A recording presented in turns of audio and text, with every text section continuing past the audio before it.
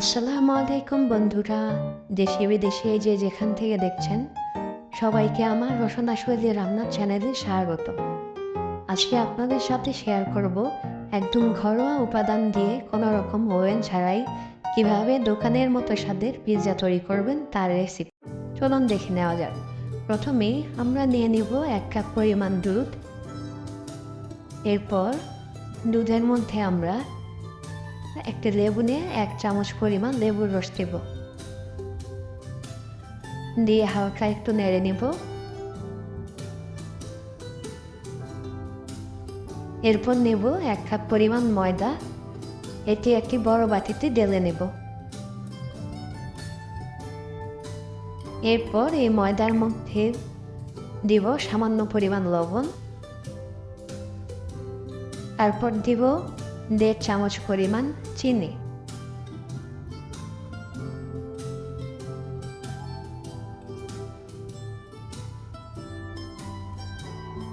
চিনি দেওয়া হয়ে গেলে এরপরে আমরা দিব 1 চামচ পরিমাণ বেকিং পাউডার।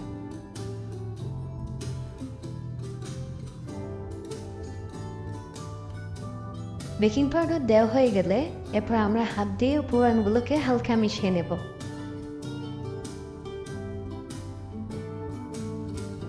এ পর্যায়ে আমরা মিশ্রণটিতে 1 চা চামচের 4 ভাগের 1 ভাগ পরিমাণ ইস্ট দিব।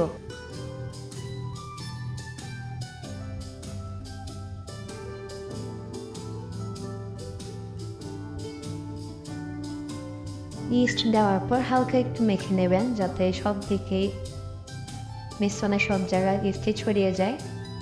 এরপরে আমরা লেবুর রস মেশানো দুধটুকু ময়দার মিশ্রণে আস্তে আস্তে করে ঢালবো এবং মেখে নেব।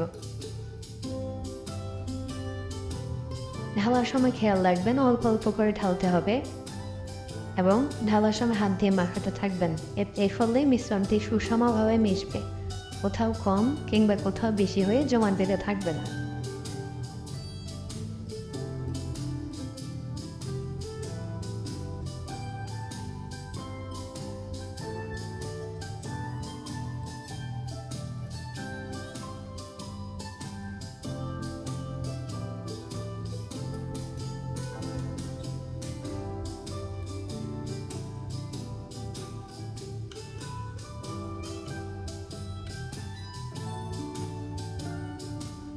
মিশ্রণটিকে ভালো করে মেখে নেব।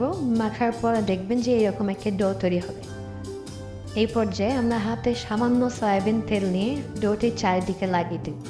সামান্য পরিমাণ সয়াবিন তেল নেবেন, বেশি নেবেন না।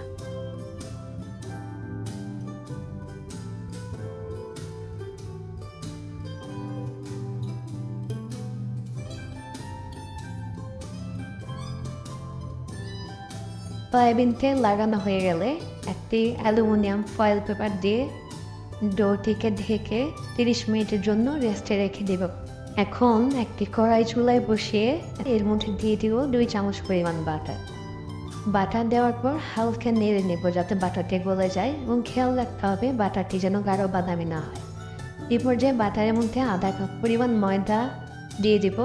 দেওয়ার পর ভালোভাবে নাড়তে হবে যেন কড়াইয়ে লেগে না যায় কিংবা কড়াইয়ে লেগে যেন ময়দা পুড়ে কালো না হয়ে যায়, তাহলে কিন্তু সসটি ভালো দেখাবে না। এবং হালকা নাড়তে নাড়তে দেখবেন বাদামি রং হয়ে আসবে এবং অল্প অল্প করে এর মধ্যে আমরা দুধ মিশিয়ে নাড়তে থাকবো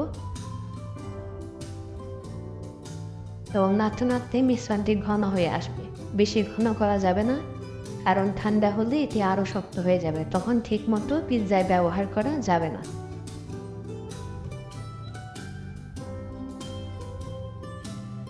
আপনি চাইলে এতে স্বাদ বৃদ্ধির জন্য অরিগানো পাউডারও দিতে পারেন, না দিলেও চলবে। এখন পিৎজার জন্য আমরা একটি সস তৈরি করব। এর জন্য আমরা নিয়ে নিয়েছি প্রানের হট টমেটো সস। এটি বাজে অন্যান্য সসগুলোর চেয়ে আমার কাছে ভালো মনে হয়েছে এবং ঘরোয়া উপকরণ দিয়ে যে কোনো আইটেম তো এটি সসটি অনেক ভালো। এখন একটি বাটির মধ্যে আমি একটু সস ঢেলে নেব।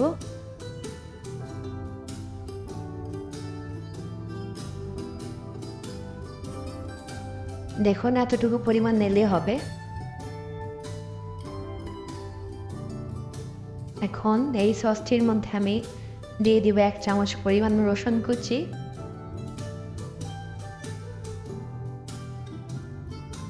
এবং আধা চামচ পরিমাণ চিলি ফ্লেক।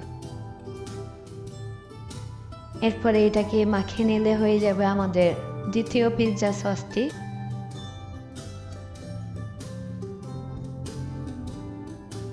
এখন একটি টিনের প্লেট নেব, এর মধ্যে কিছু পরিমাণ বাটার নেব। বাটার নিয়ে সম্পূর্ণ প্লেটে হাতের সাহায্যে মেখে নেব।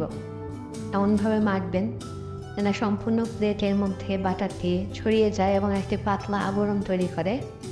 বেশি বাটার দেওয়ার প্রয়োজন নেই, একটি পাতলা আবরণ হলেই হবে। দেখুন আমি কিভাবে মাখিয়ে নিয়েছি।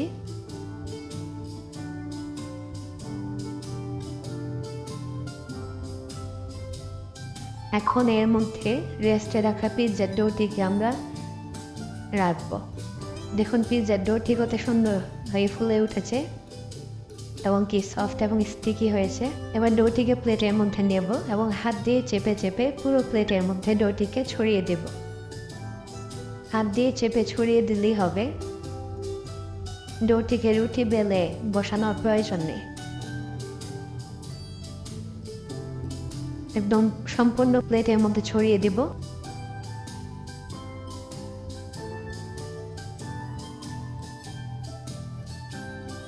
হাত দিয়ে ভালো করে চেপে ছড়িয়ে দিবেন এবং খেয়াল রাখবেন পিৎজার বেসের থিকনেস যেন বেশি মোটা কিংবা পাতলা না হয়।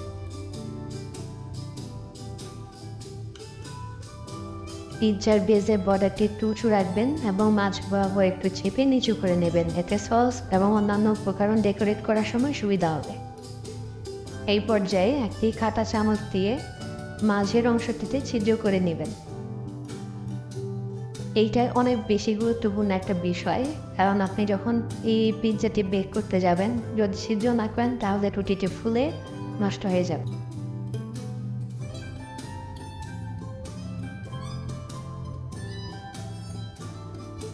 দেখুন কিভাবে আমরা বেসটি তৈরি করলাম। এখন এর উপরে সস ও অন্যান্য উপকরণগুলো দিয়ে সাজিয়ে নিব। প্রথমে আমি লাল সসটি চামচটি নিয়ে পিৎজার বেসের উপরে মাখিয়ে নিচ্ছি। দেখুন সম্পূর্ণ অংশে আমি সসটি লাগিয়ে দিলাম।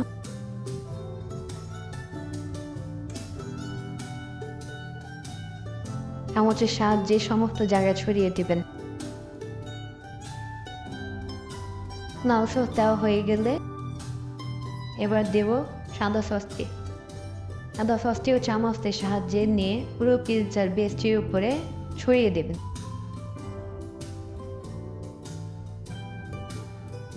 এই সসটি অনেক সুস্বাদু হয়। এই সসটি যে তৈরি করলাম সাদা সসটি, এটি আপনারা চাইলে ফ্রিজে রেখে সংরক্ষণ করতে পারেন 3-4 দিনের জন্য।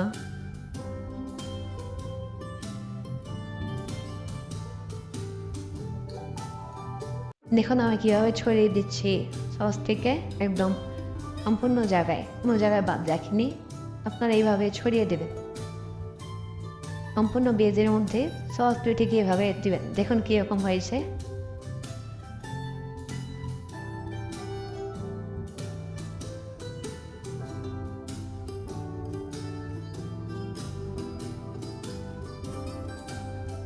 দেখুন কত সুন্দরভাবে দুইটি সস পিৎজার বেসের উপরে মেখে নিলাম। এবার কাজ হচ্ছে পিৎজার ডেকোরেশন। পিৎজার টপিং হিসেবে আমি আজকে ব্যবহার করেছি ক্যাপসিকাম, টমেটো, কুচি কুচি করে কেটে নেওয়া মুরগির মাংস, কুচি করে কেটে নেওয়া কাঁচামরিচ, অরিগানো পাউডার, চিলি ফ্লেক্স। এখানে আমি ক্যাপসিকাম এবং টমেটো প্রথমেই দিয়ে সাজিয়ে নিয়েছি। বাসায় চিজ শেষ হয় এই মুহূর্তে চিজ দেয়নি। আপনি চাইলে চিজও দিতে পারেন, এতে পিৎজার স্বাদ আরও বেড়ে যাবে। আপনি আপনার ইচ্ছা মতো সাজিয়ে নিতে পারেন। আমি এভাবে করে পিৎজাটিকে সাজিয়ে নিলাম।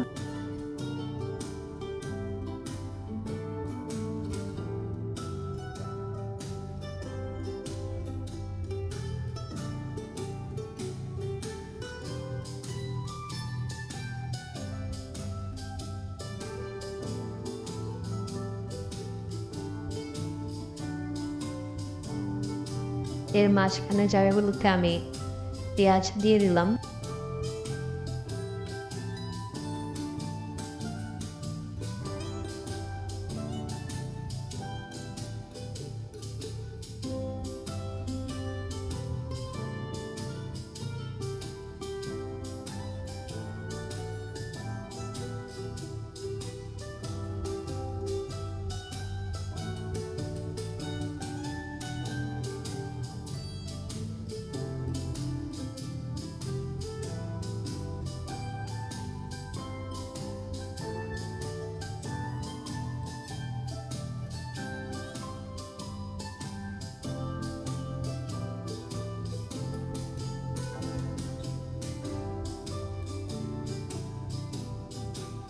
দেখুন কীভাবে সাজিয়ে ফেলেছি। এখন এর মধ্যে আমি দেব কুচি করে কাটা কাঁচামরিচ,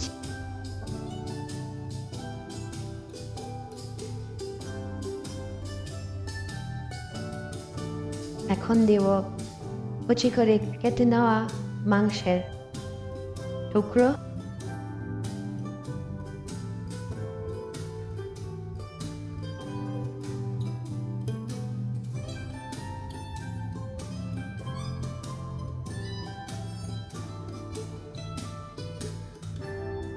এখন দিয়ে দিব অরিগানো পাউডার।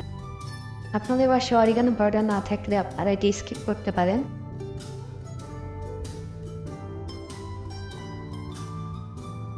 এখন দিয়ে দেব চিলি ফ্লেক্স। আমাদের বাসায় সবাই ঝাল পছন্দ করে, তাই আমি একটু বেশি দিচ্ছি। আপনারা আপনাদের পছন্দ অনুযায়ী, স্বাদ অনুযায়ী দিতে পারেন।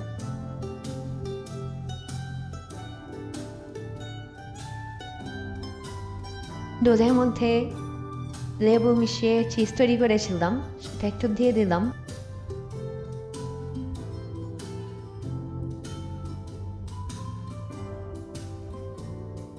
এবার চুলার মধ্যে হালকা আগুন দিয়ে এরকম একটি কড়াই বসাবো।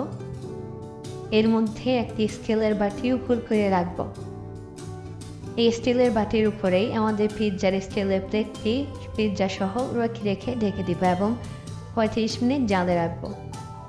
35 মিনিট জাল দেওয়ার পরে দেখুন আমাদের পিৎজাটি তৈরি হয়ে গেছে। তো সুন্দর লাগছে এটিকে দেখতে। এর স্বাদ আর একটু বাড়ানোর জন্য আমি এখানে একটি সিদ্ধ ডিমকে গ্রেডিং করে উপর দিয়ে দিচ্ছি। এতে খেতে অনেক মজা লাগবে, দেখতেও ভালো লাগছে। দেখুন কত সুন্দর লাগছে পিৎজাটি। দেখুন আমাদের পিৎজার চারিদিকের বেসটি কত সুন্দরভাবে বেক হয়েছে। দেখুন কত সুন্দরভাবে ঘরোয়া উপকরণ দিয়ে কত সহজেই কোনোরকম ওভেন ছাড়াই তৈরি করে ফেললাম মজাদার সুস্বাদু পিৎজা। আমাদের ভিডিও দেখার জন্য আপনাদেরকে অনেক অনেক ধন্যবাদ।